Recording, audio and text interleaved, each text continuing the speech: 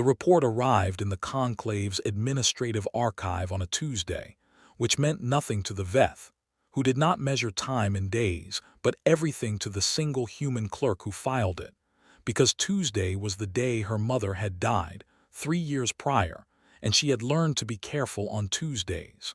Her name was Mara Voss.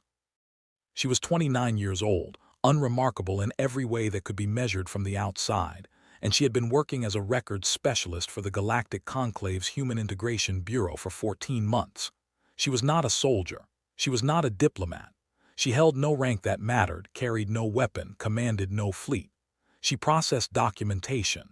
She cross-referenced incident reports. She filed things.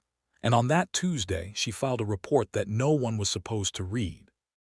She had not intended to read it herself. The document had arrived misrouted, a bureaucratic error that happened more often than the Conclave's architects of perfect administrative logic would ever publicly admit.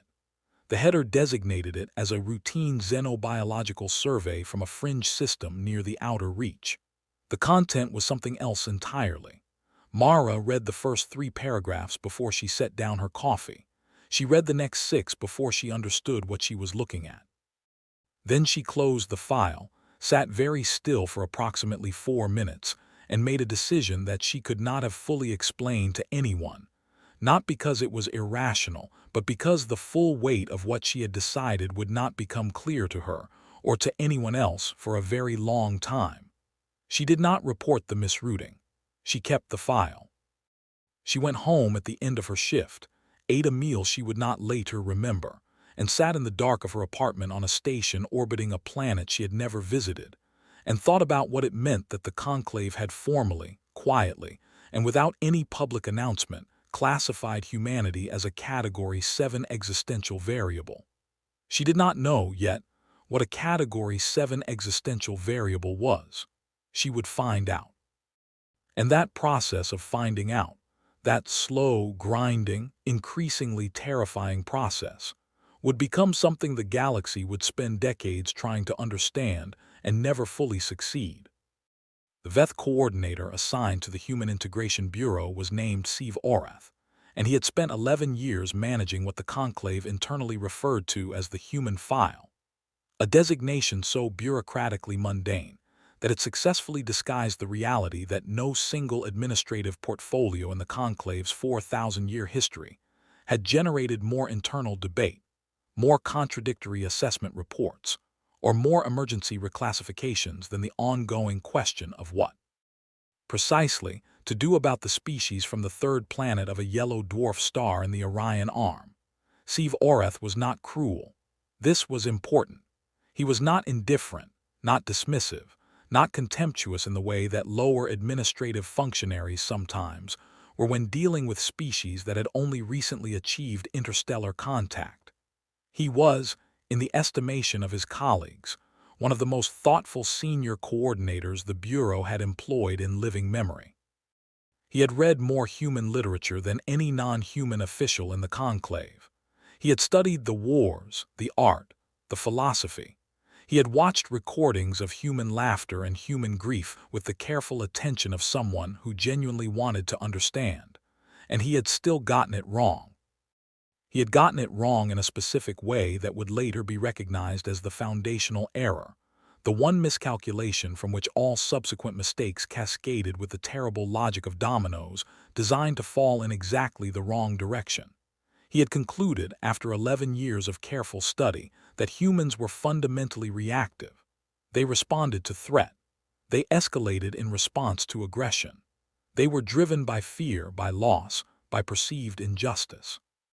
If you removed the provocation, you removed the response.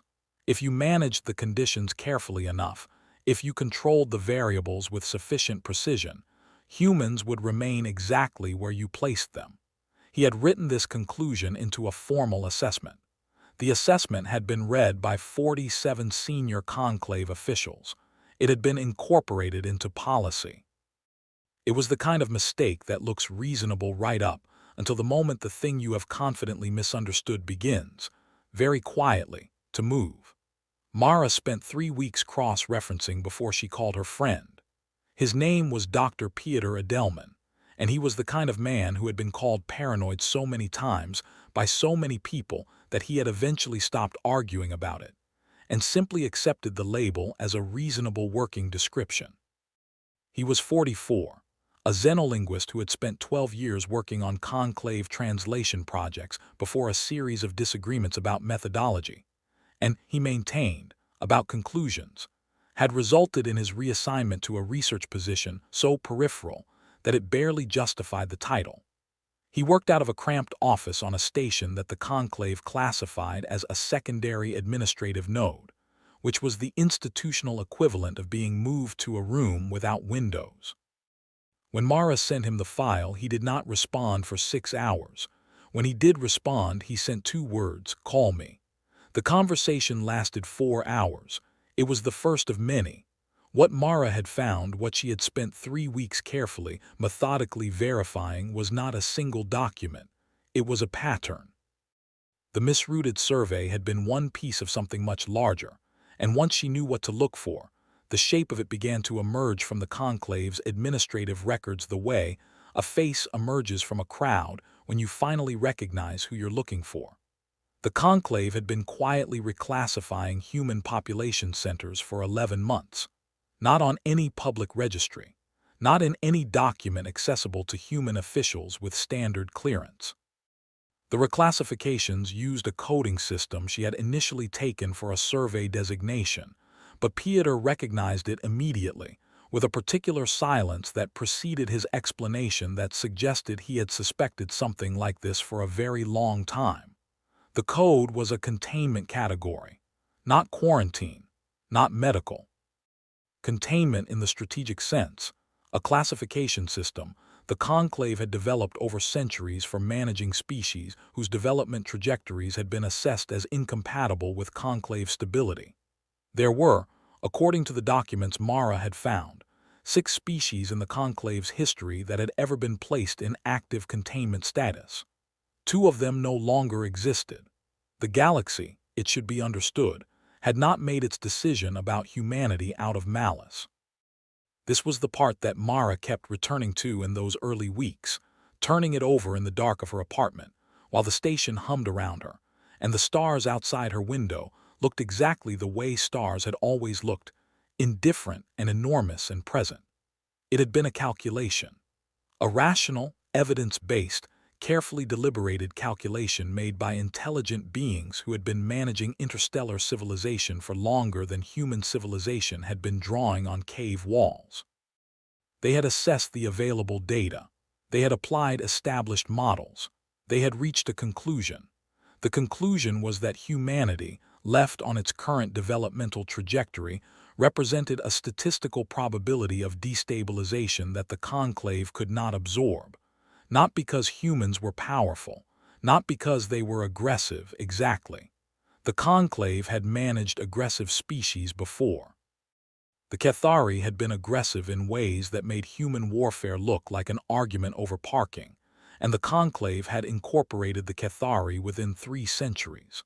The assessment of humanity was more specific, and in some ways more disturbing, than a simple evaluation of aggression. The conclave's analysts had identified something in human behavior that did not fit any existing model they possessed. Something that emerged consistently across every historical data set, every sociological projection, every attempt to run the standard developmental algorithms. Humans, when they decided something mattered, did not stop. This sounds simple. It sounds almost trivial. The conclave's analysts had initially treated it as a quantitative variable, a higher-than-average persistence index, something to be noted and accommodated. They had run the models. The models broke. Not because humans were more persistent than expected, because the persistence itself seemed to be unconnected from any rational calculation of cost.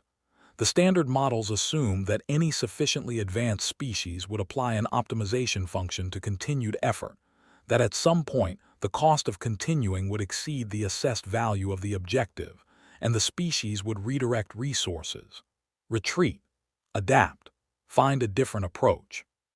Humans applied this optimization function to almost everything. Almost. In a specific subset of situations that the conclave's analysts could identify but could not reliably predict in advance, humans stopped calculating. The decision to continue was no longer a decision. It became something that functioned more like weather, like gravity, like a property of the universe rather than a choice within it. The conclave had no model for this. They had tried to build one for 8 years. The models broke every time. And so, with the careful, sorrowful logic of a civilization that had learned over millennia that some problems cannot be solved after the fact, they had decided to solve the human problem before it became a human problem. Mara had been afraid in those first weeks that she was wrong, that she was misreading the documents, that there was an explanation she didn't have the clearance to access, some context that would make the containment classifications reasonable and the two extinct species coincidental. She looked for that explanation with the same methodical patience she applied to everything. She looked for it the way she had looked for her mother's misplaced medication in the last weeks of her mother's life, carefully, completely, in every drawer and cabinet and corner, because the alternative to finding it was something she was not prepared to accept. She did not find it. What she found instead was worse. Piotr found it, technically. He had been pulling historical records on the two extinct species, a process that required navigating 11 layers of archival classification, which he accomplished with a patience and creativity that Mara found, in retrospect, slightly alarming, and what he found was that neither species had been destroyed by the conclave directly. The containment protocol did not work like that. It was more elegant, more deniable, more careful. You did not destroy a species. You shaped the conditions around them. You managed the resources they could access, the alliances they could form, the information they could obtain. You created, over decades, a gradually tightening set of circumstances that the species would interpret as natural, as bad luck, as political complexity, as the ordinary friction of a complicated galaxy, while the actual structure of those circumstances was anything but ordinary. And then, at some point in that process, the species would encounter a crisis that they simply did not have the resources to survive. Not because the conclave had manufactured the crisis. Sometimes the conclave had. Sometimes not. It didn't matter. The containment protocol worked precisely because it didn't require the conclave to do anything dramatic. It just required patience and precision, and the willingness to hold the shape of a cage so subtle that the thing inside never stopped believing it was free. Mara sat with this knowledge for 2 days before she told Piotr what she was thinking about doing. He was silent for a long time. Then he said, "You know that if we report this through official channels, those channels are the thing we're reporting about." "Yes," Mara said. "And if we try to go public, we have no way of knowing how much of the public information infrastructure is already managed." "Yes. And if we try to warn people, warn humans specifically, in any coordinated way, we're going to look exactly like the thing the conclave says we are." Mara looked out the window at the stars. "I know," she said. "I've been thinking about that.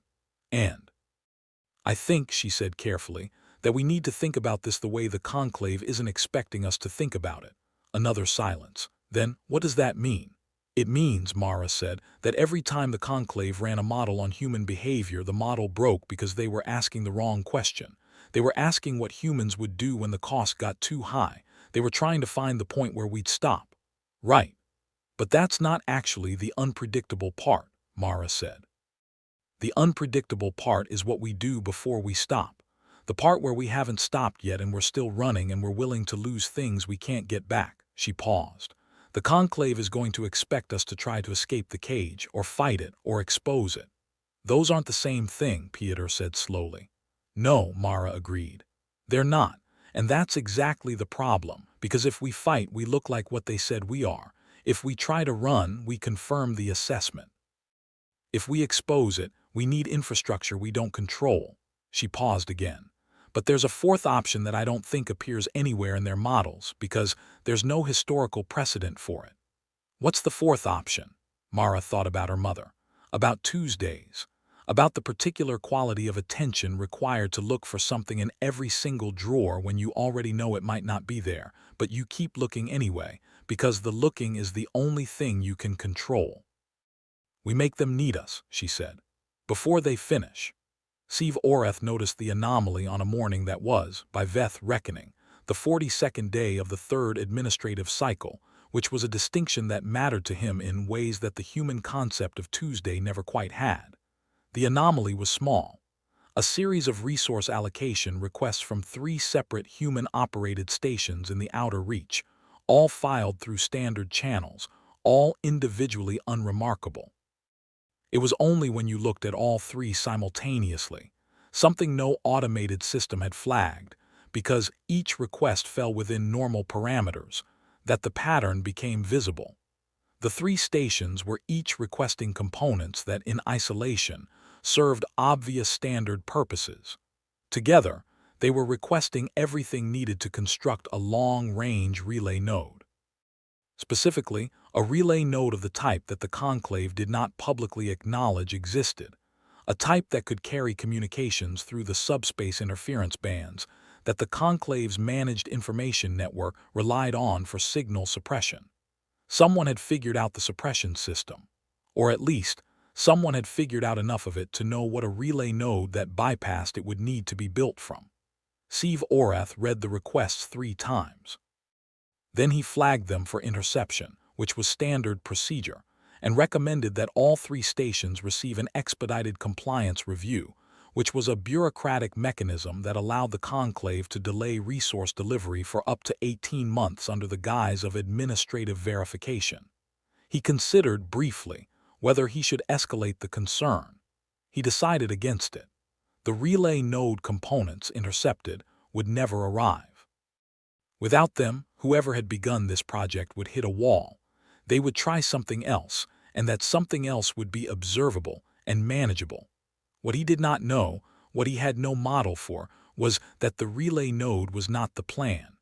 The relay node was the request that was supposed to be noticed. Mara heard from a contact at one of the 3 stations within 12 hours of the interception. The contact, a systems engineer named Rao who had been part of her growing, careful, never quite explicitly organized network of people who had begun to understand what was happening, reported the interception with the particular flat affect of someone who had expected it. "Good," Mara said. Rao was quiet for a moment. "I want to make sure I understand the plan." "The plan is that they just used a compliance review to lock up administrative bandwidth for 3 stations in the outer reach," Mara said. "That review requires documentation. The documentation requires official processing. The processing routes through 4 different administrative offices, 2 of which are currently understaffed because of a budget reallocation that happened 6 weeks ago." "Right. And every official who touches that documentation has to log their involvement. Which means their attention is logged, which means for the next 18 months we know exactly where 3 sets of conclave eyes are going to be pointed." Another silence, longer this time. "You're using their bureaucracy against them." "I'm using their certainty against them," Mara said. "They're certain we're trying to build a relay node. They're going to spend 18 months being certain about that. And while they're certain we're going to do something that doesn't look like anything because it isn't the kind of thing that shows up in their models.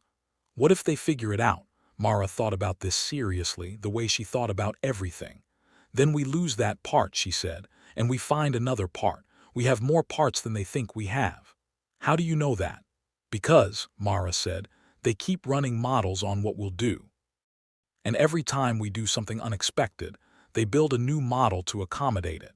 But they can only model things they've seen. And we keep doing things they've never seen." She did not say the rest of what she was thinking, which was that this was both humanity's greatest advantage and its most terrible cost, that the willingness to do things no one had ever done before required, inevitably, a willingness to pay prices no one had yet calculated. She was beginning to understand what some of those prices might be. She was trying not to think about them directly. Thinking about them directly made her hands shake, and she needed her hands to be steady. It was a researcher in the Conclave's Xenobiological Division who first used the phrase that would later be translated, somewhat inadequately, as the human recursion problem. Her name was Dr. Vael Sinn, a Korathi who had spent 20 years studying what the Conclave called developmental anomalies in emerging species, and who had, by her own account, never lost sleep over a research subject before. She lost sleep over humans.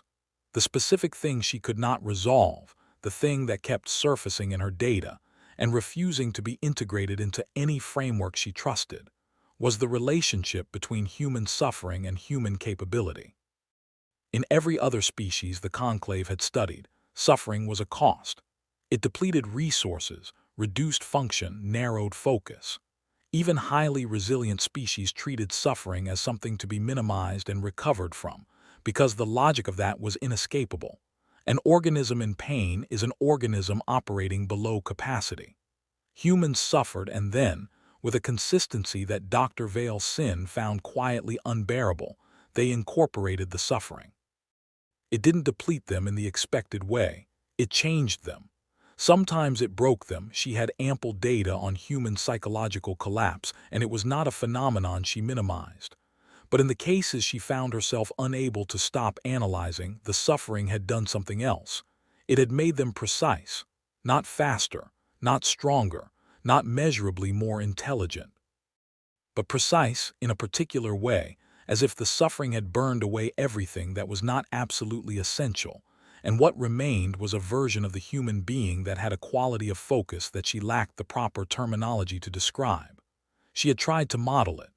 The models broke. She had written a note in her research file, encrypted under her personal access credentials, that she had never submitted to any official report. I think we have made an error. I think the category of threat we have assigned to this species is correct, but the nature of the threat is wrong. We have been watching what they do. We have not been understanding why they continue to do it. These are not the same thing. She had written it and then locked it and gone back to her data because she was a scientist, and the data was what she had, and the data had to mean something even if she couldn't yet see what. She did not know yet that Mara Voss existed. She did not know that somewhere in the Conclave's own administrative infrastructure, a 29-year-old records specialist was building something that had no name and no precedent and no model that could have predicted it, precisely because it was built from materials that no model treated as building materials. Attention, patience, grief, and the specific kind of irrational certainty that comes from knowing something is wrong and being unwilling to stop knowing it. The moment that changed everything, or rather, the moment that revealed that everything had already changed, came 14 months after Mara read the misrouted report. It did not come with a battle.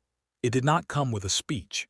It came in the form of an inquiry from Seve Orath himself, directed to the Human Integration Bureau's Records Office, requesting verification of the employment status of a specific records specialist. The request was routine. Compliance reviews sometimes prompted this kind of verification. It was procedure. Mara processed the inquiry herself. This was, technically, a conflict of interest. She processed it anyway, with the particular care of someone who had been thinking about exactly this moment for 11 months. She verified her own employment status as current, unremarkable, and fully compliant. She flagged the verification as completed.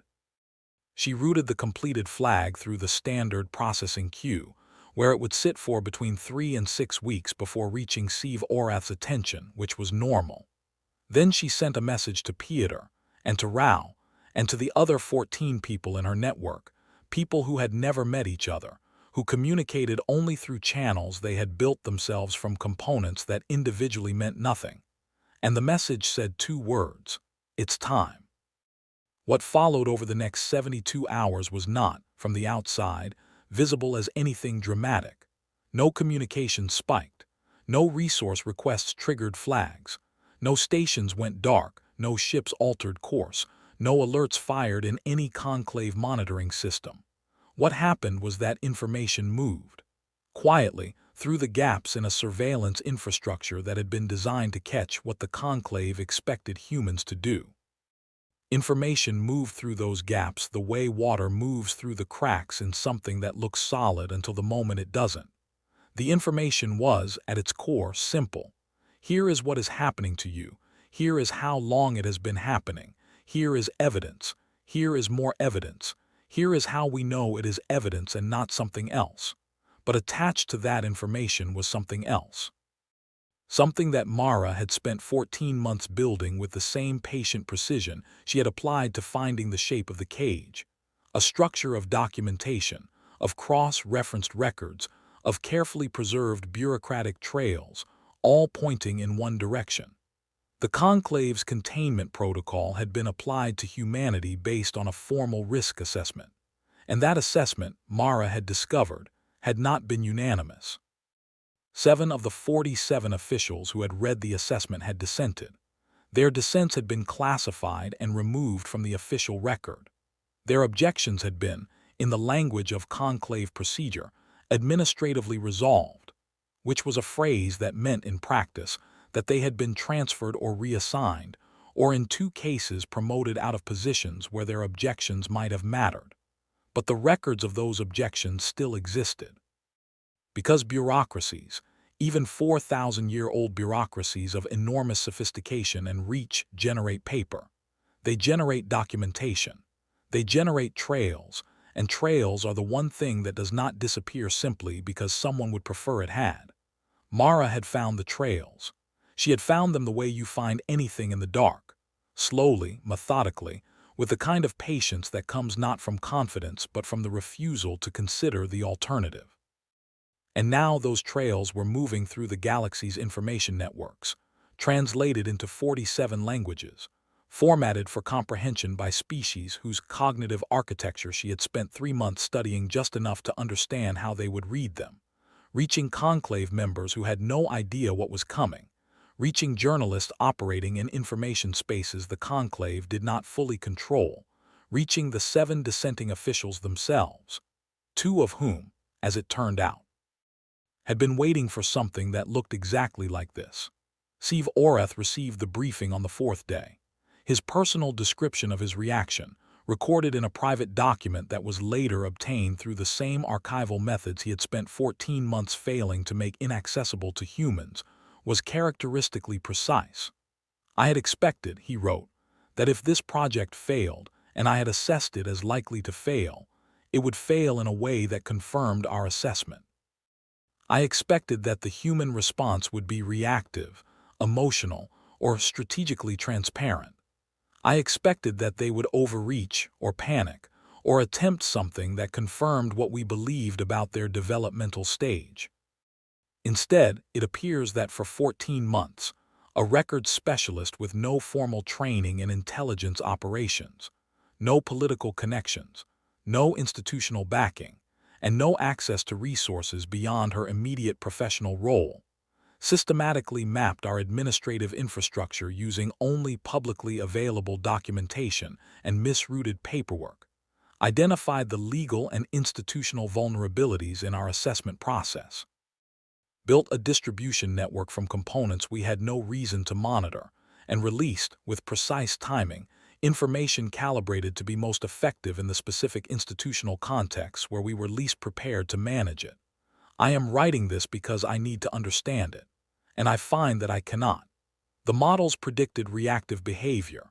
What we received was something that had been running silently before we knew there was anything to watch for.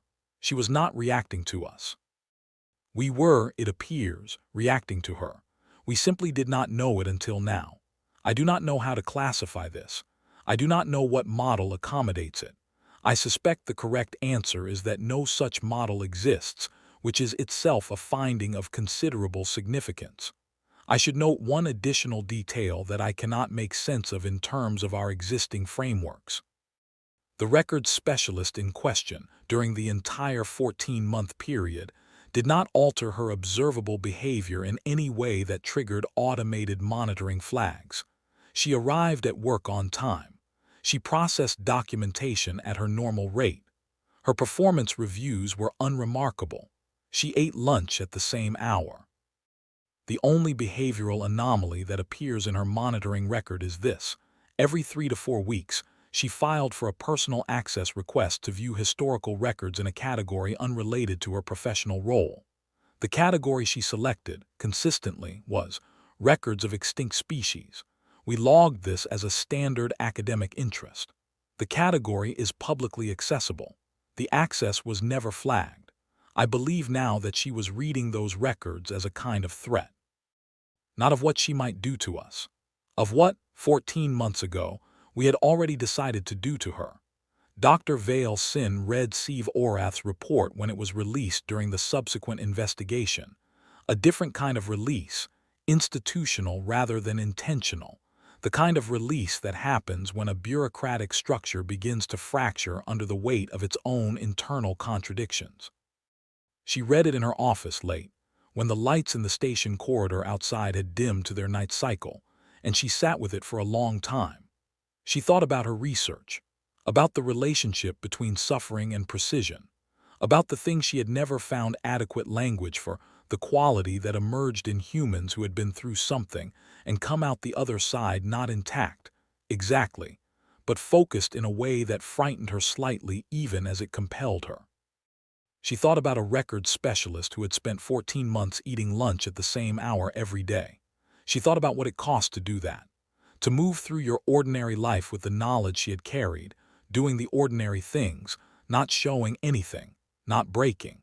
She thought about the kind of interior architecture that required, the kind of thing you had to build inside yourself to hold a shape like that for 14 months. She opened her encrypted research file. She found the note she had written and never submitted. I think we have made an error. She added a line. I think the error was not in our assessment of what they might do. I think the error was in our assumption that we would be able to watch them do it. She saved the file. Then she wrote a formal report, the first she had submitted in 9 months, that said what she actually believed, recommending that all existing risk assessment models for human behavior be suspended, not because humans were less dangerous than assessed, but because the assessment category was wrong. She did not recommend reclassification as non-threatening. She recommended reclassification as unknown, because unknown was honest. Unknown meant that the models didn't apply. Unknown meant you were still in the part of the process where you were trying to understand the thing rather than manage it, and that distinction, she had come to believe, was the only place from which you could avoid making catastrophic errors. The report was, after some deliberation, accepted. Not by everyone, not without resistance, but accepted, and that was something. Mara found out through the same channels she had built for everything else, slowly, incompletely, with significant gaps that she spent weeks cross-referencing to fill. She was sitting in her apartment on a station that had been officially reclassified 3 months prior as a secondary administrative node, not because of the investigation officially, but the timing was precise in a way she had learned to read. Outside her window, the stars looked the way they always looked. Piotr called. They suspended the containment protocol, he said. Mara did not say anything for a moment. Suspended, she said. Not canceled. Suspended pending review. The review committee includes 2 of the 7 dissenting officials. She processed this. And the other 5, a pause that told her everything before he said anything. 4 are still in reassigned positions. 1 died 2 years ago. Natural causes according to the record. According to the record, Mara said. I know.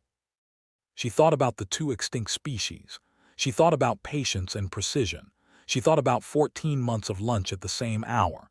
She thought about her mother and about Tuesdays and about the particular character of looking for something in every drawer when the stakes of not finding it are irreversible.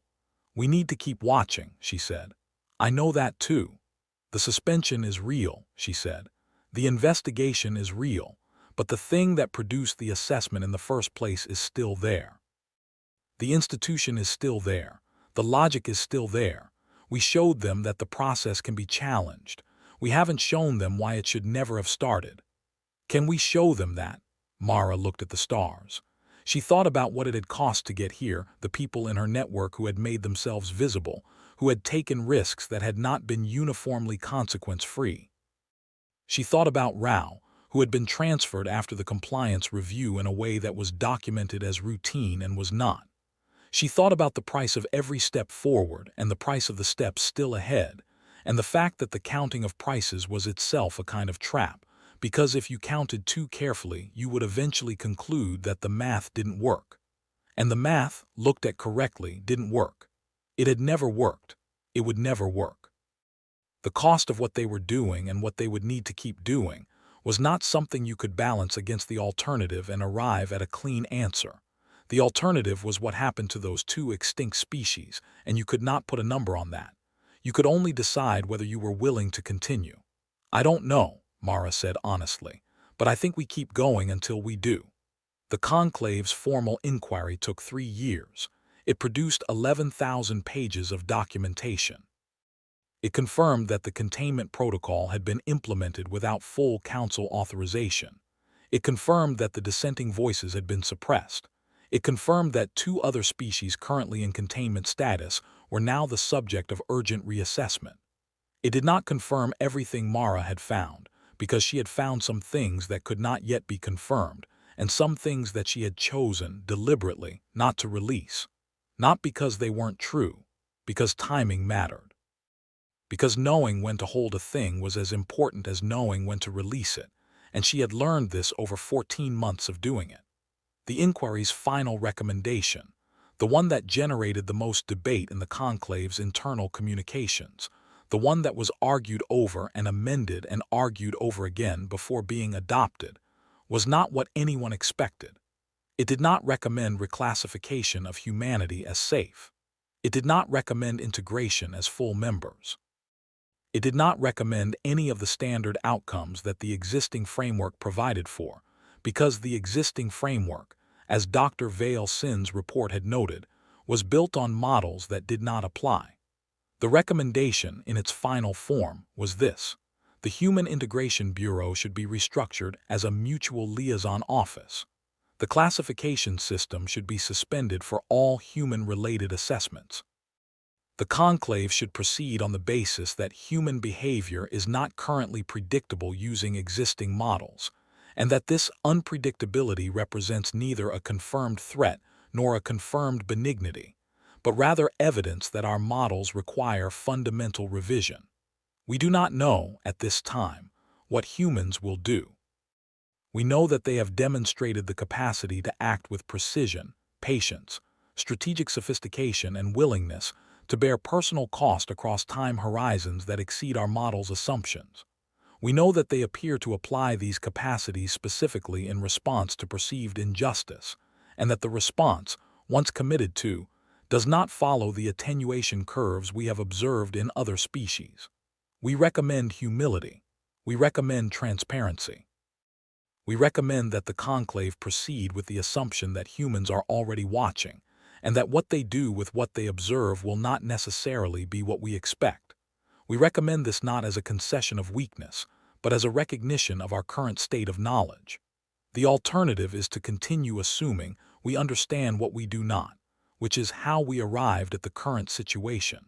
Mara read the recommendation on a Tuesday. She was still in her apartment on the same station. Stars outside were the same stars, indifferent and enormous and present, the way stars always were. She read the document in full carefully, the way she read everything. Then she saved it to her personal archive, which was encrypted in a way that had taken her 2 months to devise, and she wrote a note at the bottom of the document in her own hand, the way her mother had written notes in margins. The note said, "This is not the end. This is the part where they think they understand what happened. Keep watching. Keep the network, keep the trails." She made herself coffee. She drank it slowly. Pieter called, and she let it ring twice before answering, not because she was uncertain, but because she had learned in 14 months that the moments between one thing and the next deserve to be felt. "They're calling it a victory," he said. "It's a beginning," Mara said. "Is there a difference?" "A victory is something you can stop after," she said. "A beginning is something you have to keep doing." She heard him breathe. Outside, the station's environmental systems shifted into their night cycle, and the lights softened, and the stars remained exactly where they had always been. "I need you to do something," she said. "I need you to start looking at the historical records on the 2 species currently in reassessment. I need to know whether the suspension of their containment is real or whether it's another kind of management." That could take months. Yes, Mara said. It will. She did not say what she was thinking, which was that months was fine. Months was what they had always had. The galaxy for 4,000 years had operated on the assumption that it had time to manage, to observe, to wait for the predictable response. It had been right about every species it had ever assessed. It had not been right about humans because it had not understood what humans use time for. Not waiting, not recovering, not retreating, building. Slowly in the dark from whatever materials were available, without any guarantee of success, sustained by something that the Conclave's models called irrationality because they had no better word for it, the decision to keep going not because the math worked, but because stopping was the only thing that was clearly, completely, and permanently wrong. The galaxy had looked at humanity and seen a threat. It had not looked long enough to see what kind. Not the kind that destroys. Not the kind that conquers. The kind that watches and waits and builds things in the dark, and keeps building them long after every rational civilization would have accepted that the dark was permanent. The kind that files the report, that reads it twice, that sits very still for 4 minutes and then decides. The kind that eats lunch at the same hour for 14 months and calls it survival. Somewhere in the Conclave's administrative archive, Mara Voss's employment record still described her as unremarkable. She had never asked for it to be changed. She thought sometimes that it was the most important document she had ever filed. It was Tuesday. She finished her coffee. She went back to work.